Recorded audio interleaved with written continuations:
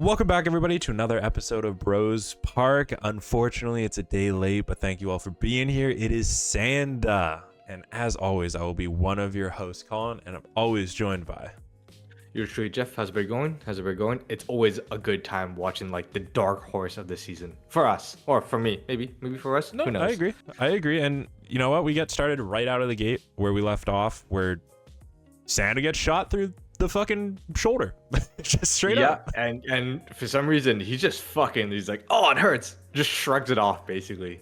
Yeah, he just tanks it, and he goes and he punches, he grabs, what's his name again? The anti-Saint Nicholas? Yagiuga. Yagiuga. He's got an interesting name. Okay, I'll just say Yagi for now. But Yeah. he fights Yagi, and he doesn't know his own strength. So as he's like punching and throwing, he actually ends up punching Yagi through the wall into the storehouse they were in.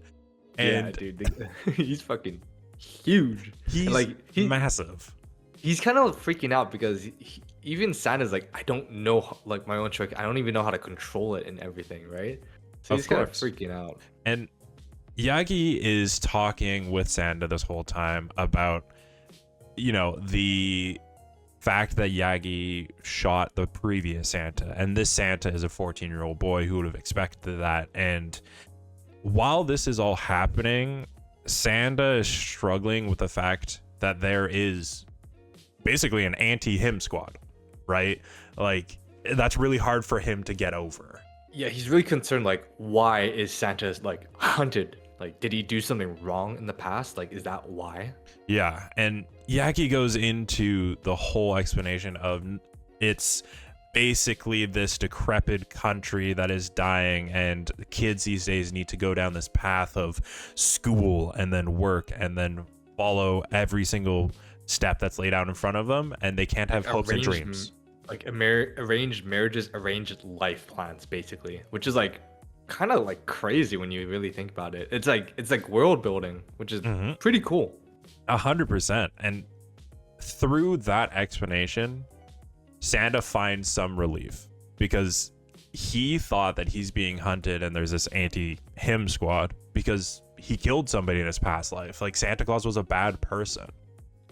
But it turns out that he's being hunted because he gives kids hopes and dreams and joy. And he's like that the government wants to like get rid of, basically. And he's ecstatic. He's like, I can fucking live with that. yeah, because like when he first turned into Santa, like he was trying, like, I think he was having like identity crisis. Like the main thing he saw was like his huge muscles, and like he looked down and was like, holy shit, I got like a man dong. Yeah. I don't know how else to say it, right? Yeah, raise your So he's dongers. like, yeah, so he was like, I couldn't look at it because like I didn't like, I was scared of accepting the fact of that, right? But once Yagi like confirmed that, like, you know, it's just because Santa is wants to spread hope to children, he like embraces that and just fucking strips naked. Takes off the fucking boxer briefs and just, let's go. He gets fully fucking naked. We see a close-up of the metal ski coming out of his foot, which it just kind of grayed out, and he kicks Yagi out of the now storehouse. So all of a sudden he is in view of Fuyumura and what's his buddy's name? Amaya. And Fuyumura.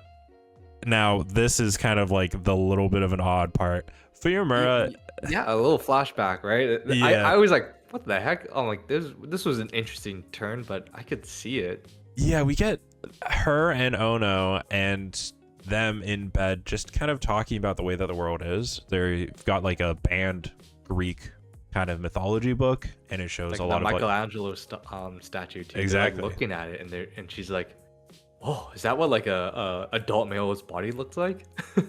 And Ono kind of seems like the forward thinker here, being like, why are the rules the way that they are? Like, yeah, she's very inquisitive. She's yeah, very questioning about the whole things, which makes you think like maybe that's why she's missing, right? Exactly. But anyways, and she comes to the conclusion that they're not allowed to kiss before marriage because they're told they would get cavities from kissing each other before marriage. And she kind of challenges that, and Fuyumura, she can feel her chest kind of tighten. She gets a little bit warmer, and she almost goes in for the kiss, and then pulls away. Ono went for the kiss, and like Ono did, like, yeah, for sure. But Fuyumura almost did. Yeah, she was like, oh nope, and yeah, I was like, huh. There's definitely like, you know, that secret like romance, forbidden romance between the two. I think that's why Fuyumura is so like distraught that Ono's missing, because like she means so much to her too, right? And we kind of got this idea with how obsessed Fuyumura has been with trying to figure out where Ono is, but now this is kind of confirmation of it. And then we got too long of a lingering scene with her feet. I didn't need that. I'm good. You can think back or like go back, but I they're don't like remember on the that. bed. Yeah, it just, her feet is like probably 25% of the screen. I'm good. Oh shit. Yeah. But anyways, we basically, it's because Sanda's like huge body kind of just remind her of that scene, right? And so flash forward. His junk is fully covered, obviously in anime style, with the rubble that flies out, or his hand as it comes down, or whatever. Shaded black. Exactly. And through this, Fuyumura kind of just keeps, I would almost say, just blushing and covering Amaya's eyes so that he doesn't see, but she can't take her eyes off of him.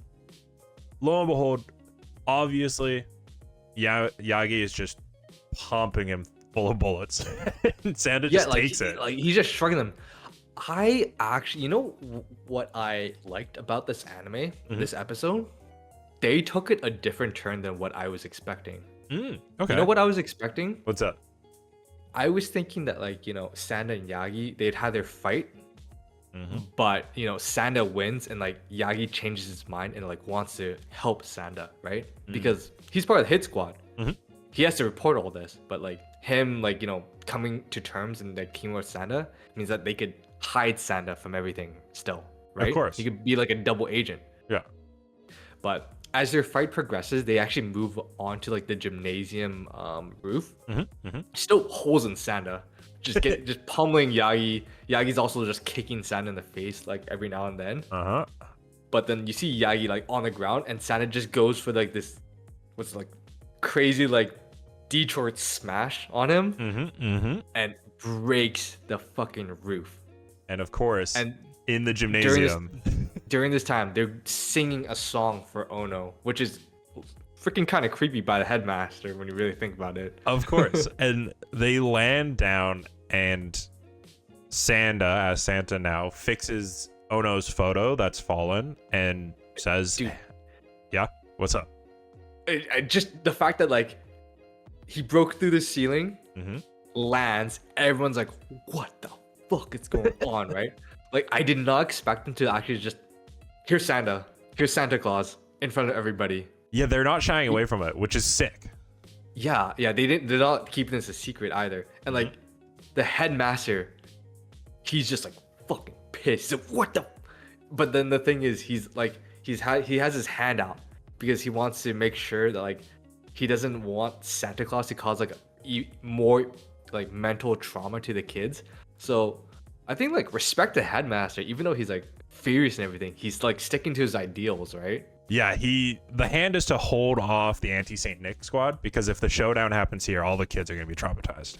And while like, this is here, good antagonist. He like, even though like he is our like opposing force, the guy has his like morals and like his rules that he goes by. 100%. I like that. And he lets Santa do his thing, which is basically, hey, I guess I'm here anyways. I'll say what I need to say.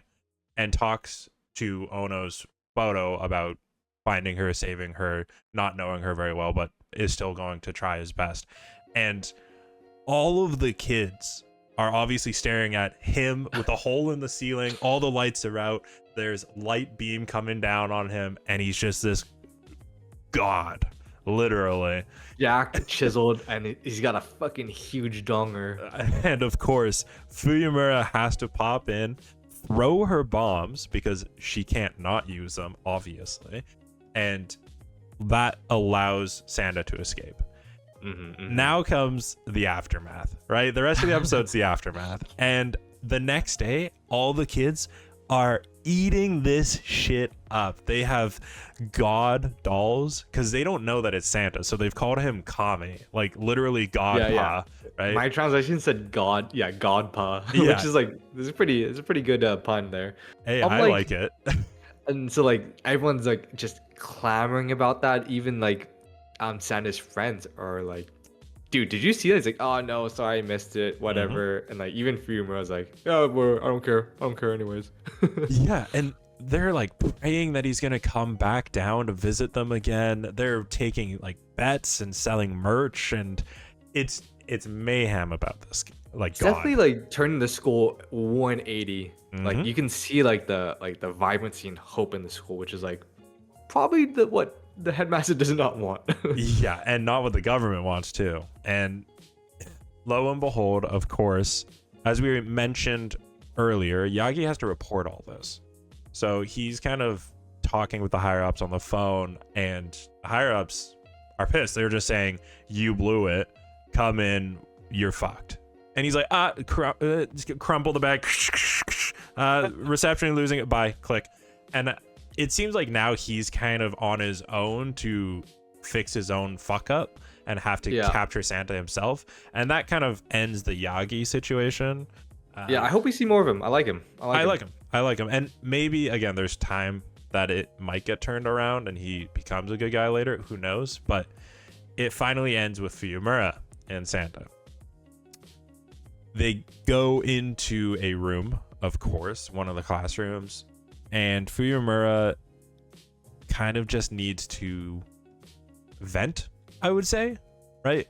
And throws a red towel over Santa so that he transforms into Santa and says, oh, this is what I need right now. I need to hug you as Santa.